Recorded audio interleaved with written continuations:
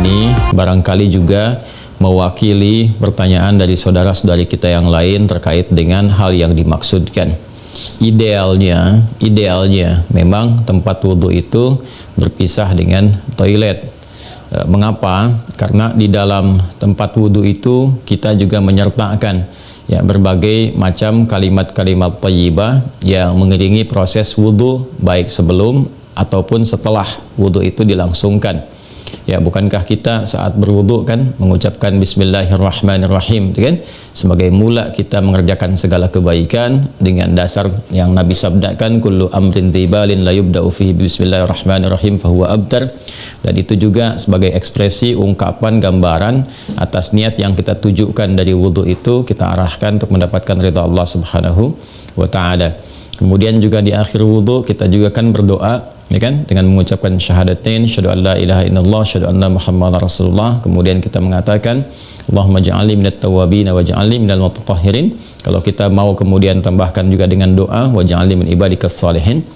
Nah, sedangkan kalimat-kalimat thayyibah yang berupa permohonan-permohonan doa dalam kebaikan ataupun menyebut asma-asma yang mulia, nah itu kan umumnya tidak diutarakan saat kita berada di dalam toilet. Ya, karena toilet punya sifat tertentu. Ya, sifatnya hanya untuk menyalurkan atau membuang hadas, baik yang sifatnya kecil ataupun juga besar, dengan cara-cara tertentu yang boleh jadi juga melahirkan najis. Sedangkan wudhu itu ya tidak seketika juga menyatu dengan menghilangkan najis. Bisa jadi hanya hadasnya saja, belum tentu ada najisnya, gitu kan. Sedangkan kalimat-kalimat thayyibah sangat tidak disukai diungkapkan dalam keadaan-keadaan kita masuk toilet. Karena itu saat masuk toilet kita kan berdoanya doa memohon perlindungan kepada Allah dari godaan-godaan setan yang berkumpul di tempat-tempat yang buruk, ya, seperti toilet dan semisalnya. Allahumma inni a'udzubika minal khubuthi wal khaba'ith. Nah, kemudian ketika kita keluar, kita kan beristighfar tuh. Ghufranak, gitu kan, ghufranak, mohon ampunanmu ya Allah. Nah, ada yang mendetilkan itu, kenapa kita minta ampunan ketika keluar? Karena kita menahan diri dari pengungkapan kalimat thayyibah yang biasanya kita ucapkan di setiap tempat, gitu kan, istighfar, sholawat dan sebagainya. Nah, ketika itu terputus saat masuk toilet, ya seakan-akan ada sifat tawadhu, kita memohon ampunan karena nggak mampu mengungkapkan, karena itu tempat yang tidak pantas, gitu kan, diungkapkan itu di tempat yang tidak sesuai. Maka ketika keluar kita mengatakan ghufranak kalau ada hal-hal yang tidak tepat di dalam dan tidak mampu mengerjakan hal yang biasa kita kerjakan. Itu adab saja, takdib di dalamnya. Karena alasan inilah akan lebih bagus kalau tempat wudhu itu bisa terpisah sendiri dengan toilet, sehingga nanti kesempurnaan hal-hal yang mengiringi bisa dilakukan.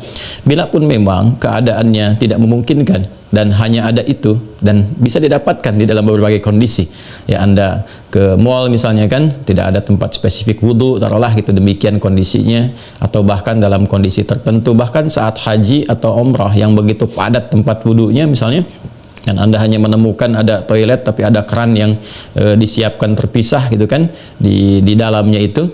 Nah, ini kondisi-kondisi demikian masih memungkinkan. Ya, jadi kalau ada kondisinya sifatnya tidak terpisah keadaan tempat wudhunya, maka tidak ada masalah ketika Anda berwudhu dalam keadaan juga menyatu tempatnya dengan toilet, karena kaidah juga mengatakan ad-daruratu tubihul mahdharat. Kondisi-kondisi yang mendesak itu, kondisi-kondisi yang tidak biasa itu membolehkan, bahkan yang terlarang pun asalnya diperkenankan. Nah, ini kan sifatnya tidak terlarang, hanya tidak disukai, gitu kan, makruh sifatnya, nggak ada nas haram di dalamnya, tapi sifatnya tidak disukai. Tidak disukainya itu karena kita tidak bisa mengungkapkan hal-hal baik yang mungkin kita bisa lakukan ya saat kita berwudu. Jadi kita berdoa harus keluar dulu setelah selesai wudu, gitu kan, baru kemudian kita bisa berdoa. Ataupun bismillahirrahmanirrahim hanya kita bisa ungkapkan dalam hati, nggak bisa kita lafadzkan, gitu kan. Doa-doa pun kita iringkan di dalam hati. Nah, itu hal-hal yang menjadikan kita kemudian tidak maksimal. Pun demikian juga ada satu kondisi lain, itu kan tempat berkumpulnya setan di tempat-tempat yang kurang bagus itu, sehingga godaan-godaan saat berwudu dan sebagainya, nah itu kadang-kadang lebih banyak. Nah, ini tentunya juga di satu sisi tidak berlaku juga ya kondisi ini saat misalnya kalau mandi besar, kadang-kadang kan juga tempatnya menyatu juga dengan toilet, kan mandi besar juga berlangsung wudu di dalamnya, kan? Nah, ini kita harus fleksibel juga dalam kondisi-kondisi demikian. Jadi ini yang mau saya katakan, tidak berhukum haram, itu bisa dilakukan. Kalau tempatnya kita misalnya memungkinkan untuk berpisah, bagus ada dipisahkan. Tapi kalau menyatu pun tidak ada masalah, kan? Tidak ada masalah sepanjang dalam keadaan-keadaan darurat tertentu dan tidak berhukum haram. Ya, apa dalilnya? Yang tadi saya sampaikan. Ya, tidak ada nas spesifik mengharamkannya, dan kadang-kadang kita mandi besar juga, ya, al-ghuslu dari janabah dan semacamnya juga berlangsung, dan dalam mandi besar juga ada wudu. Namun barangkali kesempurnaan itu tidak bisa kita iringkan dengan kalimat-kalimat thayyibah yang diungkapkan, hanya dalam hati kita lakukan. Jadi kalau tidak ada tempat lain dan menjadikan Anda berwudu, misalnya menyatu dengan toilet, di dalamnya ada toilet, maka kalimat-kalimat thayyibah itu cukup dalam hati, tidak perlu diungkapkan di lisan, kan? Dan sempurnakan wudu Anda, lalu ketika keluar Anda berdoa sebagai penutup bagian dari wudunya. Demikian kiranya bisa disampaikan. Wallahu ta'ala a'lam bissawab. Dan sebelum saya menutup, ada sesuatu yang sangat menarik ketika Ibnu Abbas radhiyallahu taala anhuma menyampaikan kisah Nabi sallallahu alaihi wasallam, ya, saat beliau berada di kediamannya Sayyidah Maimunah radhiyallahu taala anha, dan malamnya kemudian bangun, ya, bangkit dari tidurnya, duduk dulu menghilangkan bekas ngantuk. Nah, ini ditemukan di Sunan Abu Daud nomor hadis 1367.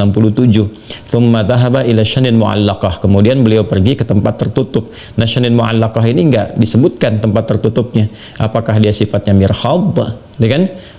Apakah tempatnya toilet yang menyatu, kamar mandi, ataukah dia tempat wudhu, ya kan? Bidha, misalnya, apakah dia tempat wudhu? Nah, ini yang tidak disebutkan, keadaannya tempat tertutup saja. Ini memberikan kesan bahwa bisa jadi kalau itu yang dimaksudkan adalah tempat yang tertutup, itu toilet dan semacamnya, jelas, ya, dilakukan dalam bentuk tertutup sehingga tidak tampak aurat dan sebagainya, itu fikih yang lain. Tapi kaitan dengan wudhu juga itu cukup menarik juga. Hendaknya kalau kita pun membuat tempat wudhu di satu tempat, ya, dimungkinkan ada penutupnya, karena boleh jadi tempat-tempat yang digunakan untuk oleh laki-laki ataupun perempuan yang menyatu, ya, menyatu itu yang dimaksudkan dimanfaatkannya. Ya, boleh jadi ada perempuan juga yang masuk ke situ, kan di satu tempat tuh nggak ada kekhususan gitu, ya. Nah, tapi tempat-tempat lain sekarang sudah lebih bagus. Ini untuk laki-laki, ini untuk perempuan, tuh nggak ada masalah.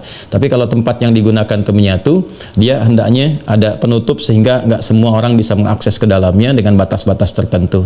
Apa kaitannya, korelasinya dengan pertanyaan Anda? Syanin mu'allaqah di sana nggak disebutkan, ya, apakah itu tempat wudhu atau menyatu dengan toilet. Tapi babnya ketika keluar dari situ Nabi sudah berwudhu. Ya, sedangkan keterangan-keterangan tentang seputar wudhu Nabi dan bangkit di malam hari itu disertakan juga dengan janabat. Artinya apa? Di kondisi-kondisi tertentu kan mandi, ya kan? Dalam mandi itu kemudian ada proses wudhu dan sebagainya. Ini menunjukkan kesan bahwa dalam mandi itu kan ada, selain hadas juga ada sifat-sifat lain yang dibersihkan. Kan? Bisa jadi juga yang mengandung najis seperti buang air kecil, ya, dan sebagainya kan menyertai dalam mandi itu.